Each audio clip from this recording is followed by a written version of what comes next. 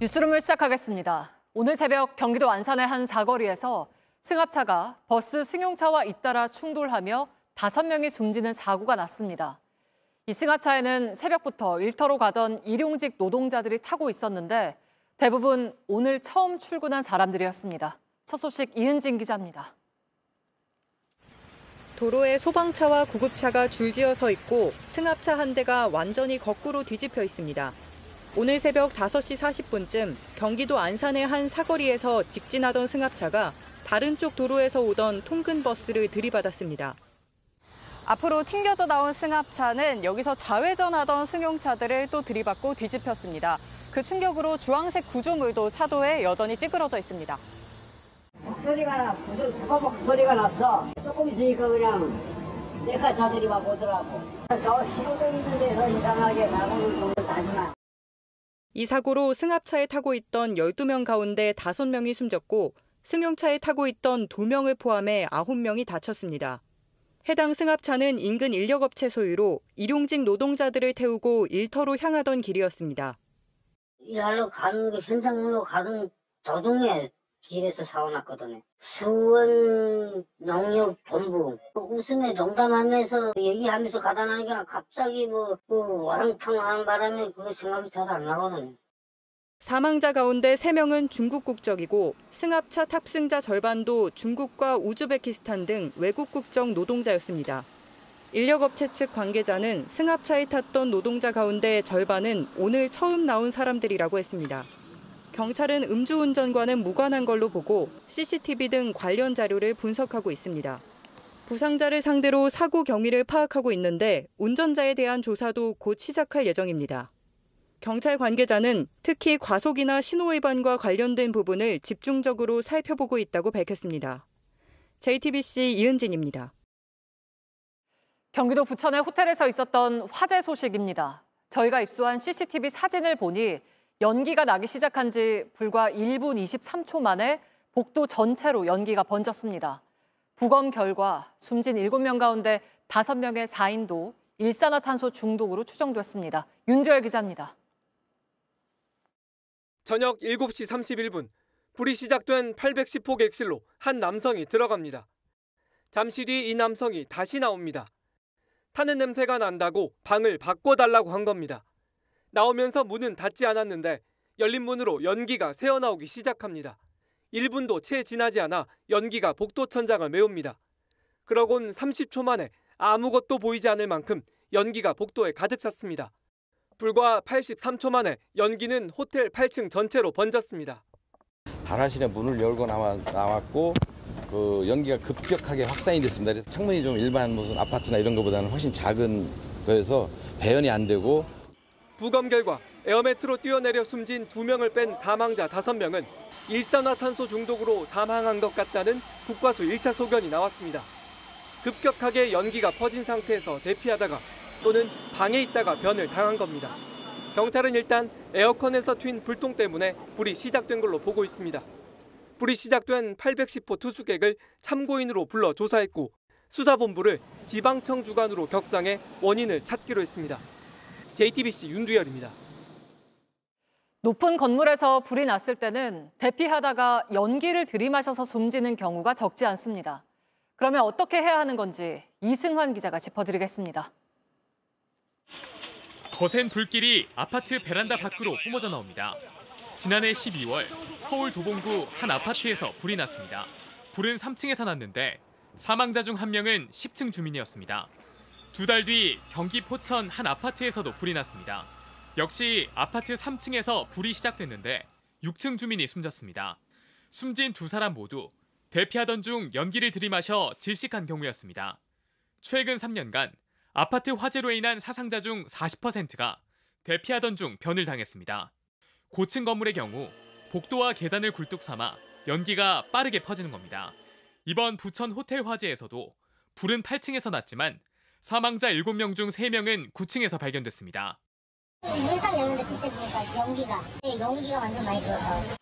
전문가들은 불이 시작된 객실이 아니고 대피로에 연기가 가득 찬 상황이라면 객실 안에 머무르는 게 더 안전할 수도 있다고 조언합니다. 실제 발화객실과 같은 8층에 투숙한 일부 생존자는 젖은 수건으로 화장실 문틈새를 막고 샤워기 물을 맞으며 구조를 기다렸습니다. 연기나 화염이 노출이 된 상황 오염이 됐다면 이 연기를 해치고 대피를 하는 게 훨씬 더 위험할 수 있거든요. JTBC 이승환입니다. 이원석 검찰총장이 어제 수사심의위원회를 소집하면서 김건희 여사 명품 가방 수수 의혹 사건이 새로운 국면을 맞고 있습니다. 감사의 표시였다고 본 검찰과 달리 수심위가 청탁이 있었다고 판단을 하면 재판에 넘겨질 가능성이 생기는 셈입니다. 그래서 이원석 총장도 알선수재와 변호사법 위반까지 함께 수심위 판단을 받아보겠다고 한 겁니다. 먼저 연지환 기자 보도 보시고 더 짚어보겠습니다. 수사심의위원회 논의의 핵심은 청탁입니다. 청탁금지법은 배우자에 대한 처벌 조항이 없지만 알선수재 등은 공무원 직무에 속한 일을 알선하면서 금품이나 이익을 주고받거나 약속했을 때 적용할 수 있습니다. 감사의 표시라고 본 검찰의 결론과 달리 수심위가 청탁이 있었다고 판단하면 알선수재나 변호사법 위반 등의 혐의로 재판에 넘길 가능성이 있게 되는 겁니다. 그래서 이원석 검찰총장도 어제 직권으로 수심위를 소집하면서 청탁금지법뿐 아니라 알선수재와 변호사법 위반 혐의 등도 같이 판단을 받아봐야 한다고 밝혔습니다. 명품백을 건넨 최재형 목사는 청탁이었다고 주장하고 있습니다. 국빈 만찬에 참석하거나 김창준 전 미국 하원의원의 사후 국립묘지 안장 등을 부탁하면서 선물을 줬다는 겁니다. 이와 관련해 김 여사에 대한 고발건이 접수돼 있는 공수처도 알선수재 성립 여부를 검토하겠다고 밝힌 바 있습니다. 지금 고소장 제출돼 있는 알선수재 성립 여부에 대해서 검토하겠습니다. 야권에선 수심위 소집에 대해 특검 열차는 이미 출발했다며 검찰의 면죄부 결론을 정당화하는 요식행위로 끝날 게 뻔하다고 비판했습니다. JTBC 연지환입니다. 네, 법조팀 연지환 기자와 함께 짚어보겠습니다. 자, 이원석 검찰총장이 왜 수사심의위원회 소집을 선택했는지 그 이유를 뭐라고 봐야 할까요?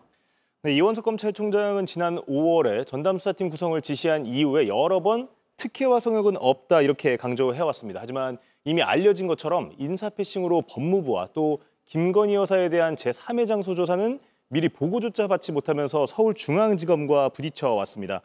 본인의 말을 지키기 위해서라도 수심위 소집은 어쩔 수 없는 선택으로 보입니다. 네, 그러면 이 총장이 정말 그 중앙지검 수사팀하고는 다른 결론을 염두에 두고 있다라고 봐도 될까요? 그렇게 단정할 수는 없습니다. 공직자 배우자에 대한 처벌 조항이 없는 청탁금지법 이외에도 청탁이 있다면 처벌할 수 있는 알선수재나 변호사법 위반 혐의까지 다시 한번 외부위원들이 살펴보고 나서 무혐의라는 같은 결론이 나온다면 수사 정당성을 확보할 수 있다. 이런 점도 고려됐을 수 있습니다. 네, 이제 다음 주부터 수심위가 돌아가야 할 텐데 어떤 과정들을 거치게 되나요? 네, 먼저 수사심의위원장이 사건 기소 여부를 판단할 위원들을 뽑게 됩니다. 지금 수사심의위원장은 강일원 전 헌법재판관이 맡고 있습니다. 다음 주쯤 대검을 직접 찾을 것으로 보이는데요. 150에서 300명으로 구성된 후보 명단에서 15명을 무작위로 추첨 기계에서 이렇게 직접 뽑게 됩니다. 네. 변호사, 법학교수, 시민단체 등 4개의 분야에서 일정 비율로 구성되기 때문에 어떤 위원들이 포함되는지도 중요하게 작용할 것으로 보입니다. 네, 그러면 결론까지는 얼마나 걸리나요? 네, 지난 1월 이태원 참사의 경우엔 직권 회부된 뒤에 11일 만에 수심위가 열렸습니다. 표결 끝에 9대6으로 기소 권고가 나왔는데요. 기소하지 않겠다는 의견을 냈던 수사팀은 나흘 뒤에 김광호 전 서울경찰청장을 불구속 기소했습니다. 이 총장의 임기가 3주 남은 상황에서 빠른 결과를 내놓을 수 있을지가 주목됩니다. 네, 결과가 중요해지겠네요. 네, 그렇습니다. 말씀드린 것처럼 검찰 수사팀과 수심위가 같은 결론을 낼 수도 있습니다. 그럼 무혐의 결론이 확정되는 거고요. 만약에 재판에 넘겨야 한다 이렇게 결론이 나오면 파장이 클 수밖에 없습니다. 검찰이 봐주기 수사를 했다는 비판을 피하기 어려울 수밖에 없는데요. 수심위 결론은 권고이기 때문에 서울중앙지검이 꼭 받아들여야 하는 건 아닙니다.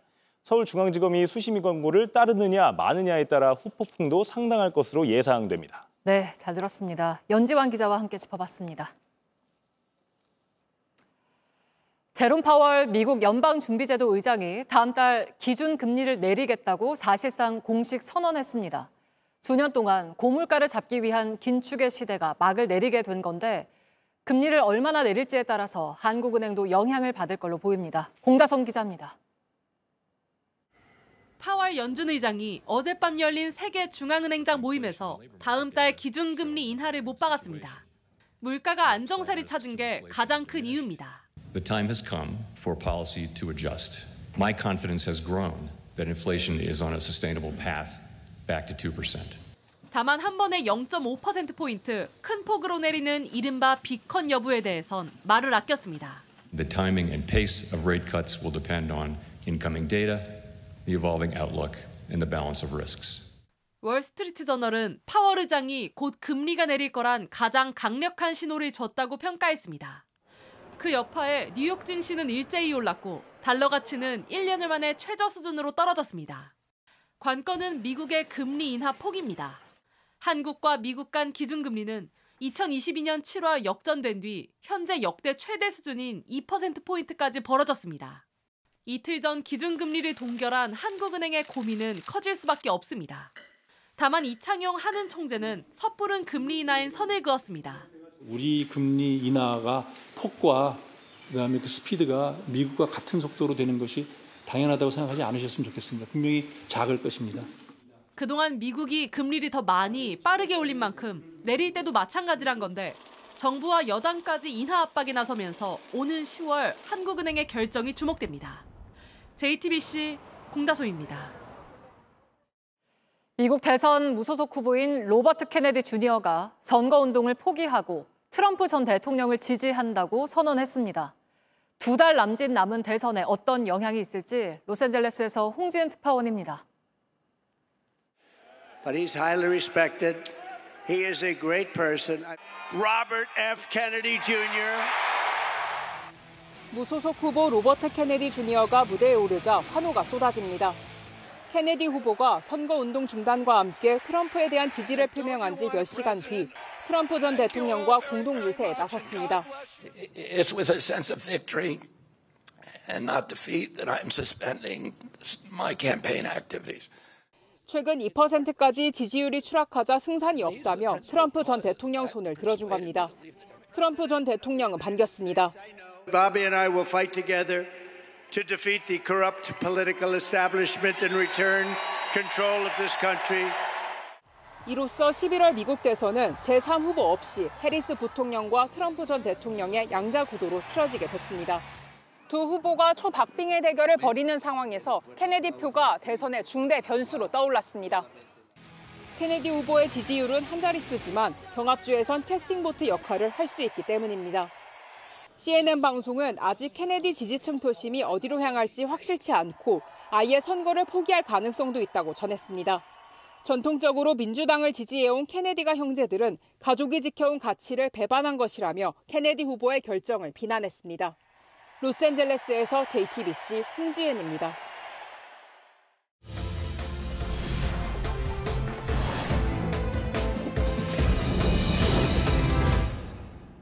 초등학교 4학년 남학생 5명이 언어 장애를 가진 여학생 1명을 수차례 성추행한 사실이 확인돼서 경찰이 수사하고 있습니다. 학교폭력 심의 결과 사안이 심각하지 않고 고의성이 없다면서 가해 학생들에게 학교 봉사 처분이 내려졌습니다. 북울터뷰 이상엽 기자의 단독 보도입니다. 10살 아이는 그림을 잘 그리고 손재주도 좋습니다. 다만 뇌병변과 언어장애를 앓고 있어 다른 아이들보다 조금 느립니다. 어느 날 아이 부모는 학교로부터 뜻밖의 전화를 받았습니다. 아이가 학교폭력 피해 학생으로 신고됐다는 통보였습니다. 이 아이들을 접근금지 신청을 하시겠습니까? 다짜고짜 그렇게 물으셨죠. 경기 용인의 한 초등학교 임시 교사의 신고였습니다. JTBC 취재 결과 지난 4월부터 한 달 동안 4학년 남학생 5명이 아이를 수차례 집단 성추행한 걸로 확인됐습니다. 가위바위보 놀이를 해서 보면 이제 벌칙이 여러 가지 있다고 합니다. 저희 아이 성기를 만지고 오는 게 강도 높은 벌칙이었나 봐요. 친구들 사이에서도. 선생님 바로 앞 아이 자리에서 벌어진 일이었습니다. 아이는 하지 말라고 거부했지만 소용없었습니다. 그런데 아이 부모는 학교가 아니라 경찰로부터 구체적인 피해 사실을 들었습니다. 학교에 물어봐도 알려주지 않았다고 말했습니다.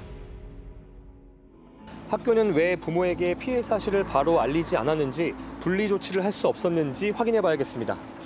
그 긴급조치라는 게 같은 교실 안에서도 활동 동선이라든가 이렇게 다 분리를 할 수 있는 그런 방법이 있어요. 교실이 분리된 건 아닌 거네요. 네네네. 학교는 당시 가해 학생들에 대해 일시적으로 등교를 정지시켰다고 설명했습니다. 이후 학교 대신 교육지원청에서 전담 조사관들이 파견됐습니다. JTBC는 학폭심의위 회의록 53장을 확보했습니다. 가해 학생들은 여러 번 성추행한 사실을 인정하면서도 친구들이 시켜서 억지로 그랬다며 서로 책임을 물었습니다. 피해 학생이 말을 못해서 이르지 않을 줄 알았다고 말했습니다. 가해 학생 부모들은 성추행 횟수를 지적하거나 학교에 장애 학생이 있는 줄 몰랐다고 말했습니다. 이를 토대로 어떤 판단이 나왔을까?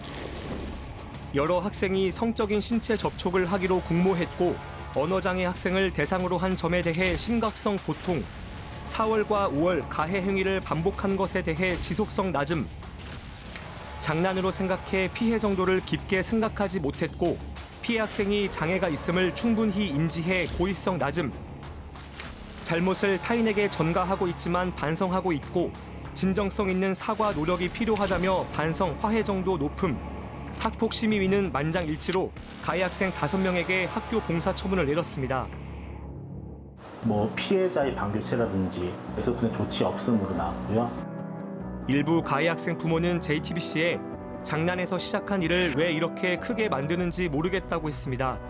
학교에서 피해 학생이 장애를 앓고 있다는 사실을 알려주지 않았다며 피해 학생을 놀리거나 만지지 말라고 했다면 사건이 발생하지 않았을 것이라고 했습니다. 용인교육지원청은 취재진 연락을 받지 않았습니다. 피해 학생이 장애 학생인 경우에는 가중 조치를 할 수 있게 되어 있거든요. 그런데 이 학폭 회의록을 보면 피해 학생이 장애 학생인지 여부에 대해서 해당 사항 없음이라고 판단이 되었습니다. 아이는 지금 이상 행동을 보이고 부모는 자책하고 있습니다. 아이가 스스로 해냈던 것 중에 가장 기억에 남는 게 있다면 뭐가 있을까요? 집 현관 밖에서부터 학교 교실까지 혼자 걸어간 게 굉장히 큰 일이에요. 친구들의 도움을 받기보다는 계속 해보자 해서 스스로 하는 일을 많이 늘려가고 있었는데 내가 너무 아이를 스스로 할 수 있는 일을 많이 만들 수 있게끔 강요하면서 키웠나라는 생각이 들더라고요. 경기 남부지방경찰청 여성청소년 범죄수사팀은 이 사건을 조사하고 있습니다.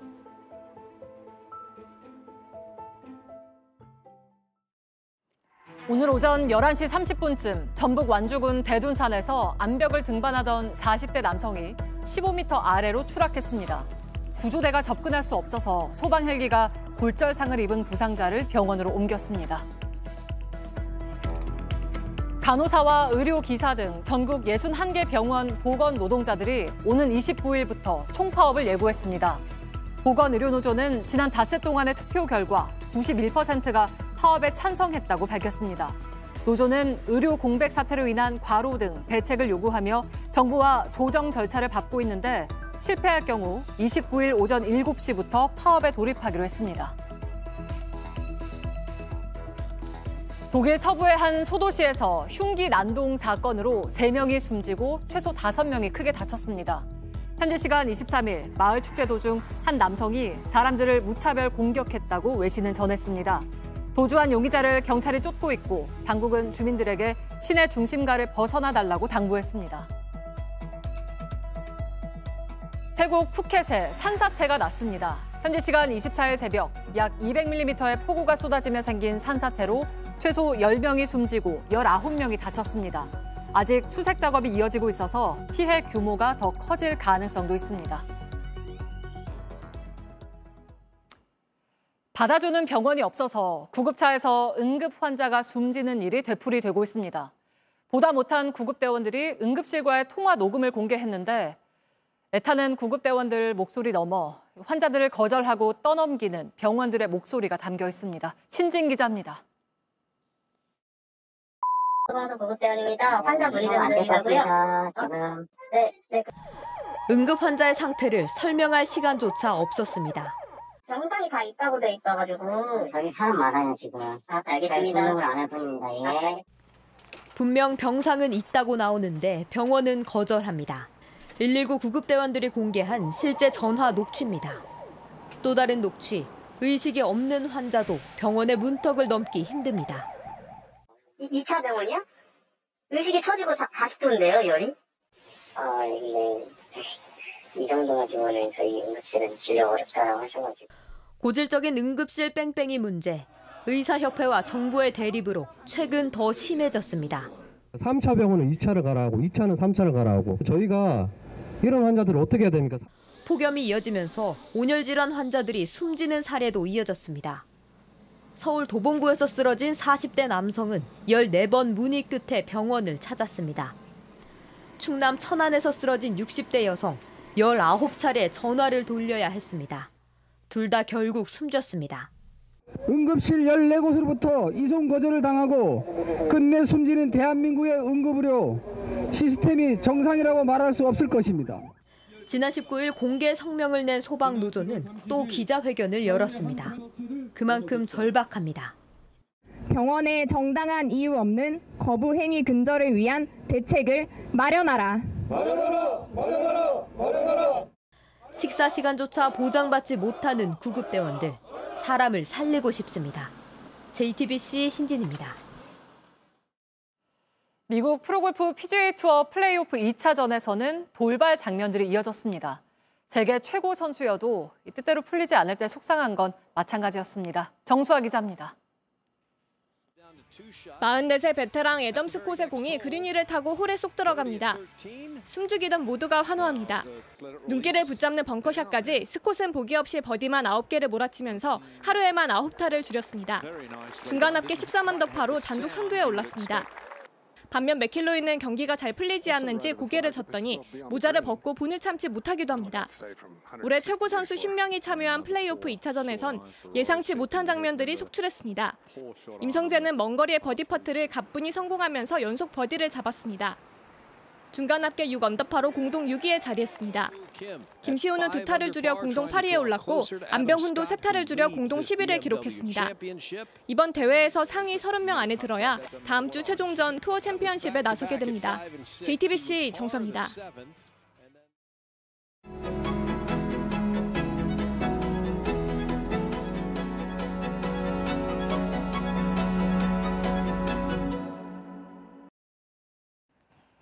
한계를 뛰어넘어서 가장 높은 곳으로 도약하는 분입니다. 높이뛰기 국가대표, 우리의 스마일 점퍼 우상혁 선수를 만나보겠습니다. 반갑습니다. 네, 안녕하세요. 네, 너무 고생 많으셨습니다. 뒤에 저희 사진 보시면 아시겠지만 지금은 살짝 머리가 좀 자랐는데 거의 삭발 수준으로 빡빡 밀었잖아요. 그것 때문에 뭐라도 해야 무슨 일이 벌어질 것 같았어요. 저의 마지막 희망, 각오, 열정, 모든 게 진짜 함축돼 있는 것 같아요. 진짜 후회 없어요. 그냥 이거라도 해서 못 뛰었으니까 후회 없고 잘 뛰었어도 후회 없었을 것 같아요. 올림픽 2회 연속 결승 진출, 이거만으로도 이미 너무 대단한 일이지만 선수 본인 스스로 생각하기에 조금 아쉬웠던 점들이 있을까요? 그렇게 수십 번의 시합을 올림픽 때문에 준비했었고 올림픽 때 이제 잘 하자라는 것 때문에 경기를 많이 뛰었었는데요. 하필 올림픽 때 제가 긴장을 끝나고 보니 긴장을 했더라고요. 마지막 시도 끝내고 나서 어떤 느낌이 좀 들었을까요? 매트에 한참 있기도 했는데. 그냥 여기서 그냥 떠나기 싫다. 아쉽다. 그리고 저한테는 개인적인 생각으로는 메달이 눈앞에 다가왔었던 것 같거든요. 눈앞에 있는 아른거리는. 네, 아른아른거리고 열매가 맺혔는데 그냥 이제 따기만 하면 되는데 손만 뻗어서 따기만 하면 되는데 못 딴 게 너무 아쉬워서 딱 내려온과 동시에 감독님 얼굴을 저쪽 이제 관중석에서 코치석에서 계시는데 뭔가 내가 더 메달을 한번 목에 드리고 싶은 마음이 너무 강했었는데 그걸 못한 게 너무 아쉬웠어요. 그 감독님 이야기 하다가 눈물을 또 보였잖아요. 감독님은 어떤 존재일까요? 저한테 제 인생을 조금 가르쳐준 앞으로 운동 인생이 다가 아니다 라고 말씀도 많이 해주셨고 그러면서 운동을 더 즐겁게 강박 없이 했던 것 같아요. 평생 그럴 만한 사람을 못 만날 수도 있다라고 저는 생각해요. 그래서 저는 뭐 메달은 못 따서 운이 없다고 생각하지만 저희 감독님을 만나서 또 운이 좋다고 생각해요. 이 말씀 들으실 감독님이 얼마나 뿌듯해하실지 그려지네요. 원래 서로 강한 사람이라고 저는 생각하거든요. 네. 근데 요즘에 서로 그런 지나온 날들만 생각하면 자꾸 울컥울컥해요. 근데 우상혁 선수 실패했든 뭐 성공했든 상관없이 항상 그 웃는 모습 보여주잖아요. 네. 근데 그게 예전에는 안 그랬던 것 같은데 달라진 계기가 좀 있을까요? 지금 이제 김동희 감독님을 만나고 나서 높이뛰기 왜 하냐고 처음에 저한테 만났을 때 물어봤거든요. 네.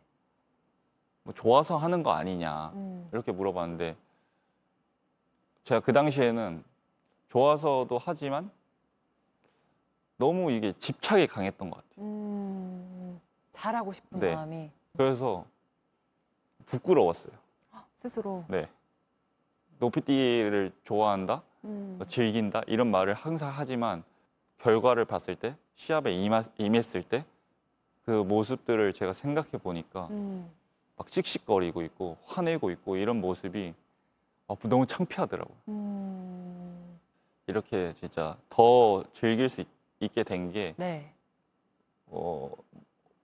육상이라는 종목 자체가 관심이 원래는 비인기 종목이다 맞아요. 보니 특히나 우리나라에서 관심이 없었잖아요. 네. 근데 어떻게 제가 운이 좋게 관심을 받게 돼서 이렇게 진짜 뭐 이런 자리도 오게 되고 시합을 뛸 때마다 방송 중계를 해주는데 너무 행복하잖아요. 근데 그게 우상혁 선수가 만든 거잖아요. 그러니까 그 웃는 얼굴 뒤에 얼마나 많은 땀과 눈물이 있었을지를 알겠으니까 더 막 간절한 마음으로 응원하게 되는 것 같더라고요. 근데 이번에 올림픽 경기 때 그 허벅지랑 막 얼굴 때리잖아요. 어떤 의미로 계속 그렇게 때리는 거예요? 항상 어디 가서 하는 말이긴 한데 수명을 단축해서라도 내 이 높이뛰기 최대한 할 수 있는 부분까지 최선을 다하고 싶다. 기록도 내고 싶은 마음도 절실하고 집중할 때는 또 집중하고 싶고 네. 또 메달 하나 걸고 싶고 그런 마음에 뛰기 직전에 뭐라고 이렇게 혼잣말처럼 하는 입모양이 있던데 네. 그때 뭐라고 하는 거예요?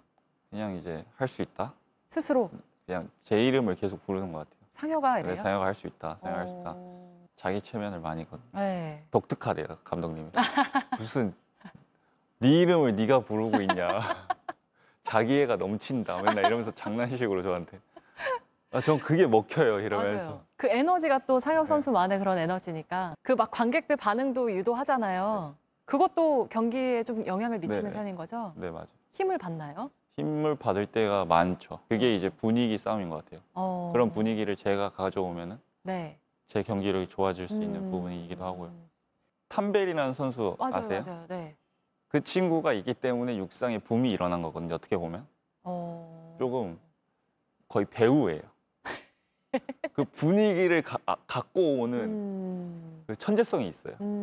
제가 분위기를 갖고 오면 제 경기다. 근데 요즘에는 분위기를 갖고 오는 법을 다 선수들끼리 다 하나씩은 다 아니까 뺏겨오는 거예요, 계속. 자기만의 네. 그런 것들이 있군요. 네. 누가 그걸 뺏어 오느냐. 우상혁 선수 발 크기가 네. 또 다르다고 알고 있거든요. 네. 왼쪽 오른쪽이 1cm 정도 차이가 나나요? 네, 1cm 조금 넘게 차이 나는 거. 이게 육상 선수한테는 굉장히 큰 노력으로 극복해야 하는 것들이었을 텐데 어땠어요? 오른쪽이 작은데 네. 오른쪽 부상이 조금 여기는 부상이 올만한 부분이 아닌데 디딤발이 왼쪽이죠. 네, 왼쪽이면은 왼쪽에 부상이 와야 되거든요. 근데 오른쪽이 자꾸 많이 오는 거예요. 그래서 나중에 알고 보니까 그 왼쪽 미는 에너지랑 오른쪽 미는 에너지가 다른 거예요. 그걸 극복 조금 한다고 밸런스 운동을 조금 더 남들 많이 뭐 쉬는 시간에 자는 시간에 좀 더 많이 했던 것 같아요. 저는 개인적으로 인생을 살면서 제일 중요한 게 회복 탄력성이라고 생각하거든요. 그러니까 누구나 어려운 시기가 오고 하는데 그걸 누가 박차고 일어나느냐. 네네. 그걸 제일 잘하는 사람이 우상혁 선수 아닐까 싶은 생각이 들어요. 그냥 네. 이제는 큰 경기가 끝났기 때문에 한편으로 마음이 엄청 가벼워요. 당장 다음 주에 시합이 또 있는데 네. 오히려 기대가 돼요. 다이아몬드 리그 네. 2연패. 네, 하고 싶어요. 이렇게 들고 올 수 있는 날이 뭐 방송 인터뷰할 때 네. 집에 하나 있거든요. 두 개를 이렇게 들고 올 수 있는 날이 뭐 왔으면 좋겠어요. 네. 우상혁 선수를 뭐 좋아하고 응원하는 데에는 별로 숫자는 필요 없는 것 같다는 생각이 들어요. 앞으로 행복하게 더 높이 도약하기를 끝까지 응원하겠습니다. 네. 응원해 주세요. 오늘 인터뷰 고맙습니다. 네. 고맙습니다. 감사합니다.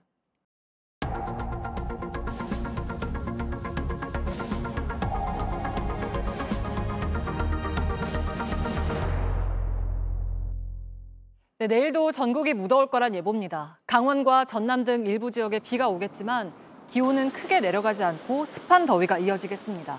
낮엔 서울과 강릉 32도, 대구 35도까지 오르고 습도까지 더해지면서 최고 체감 온도는 전국 대부분이 35도 안팎을 보이겠습니다.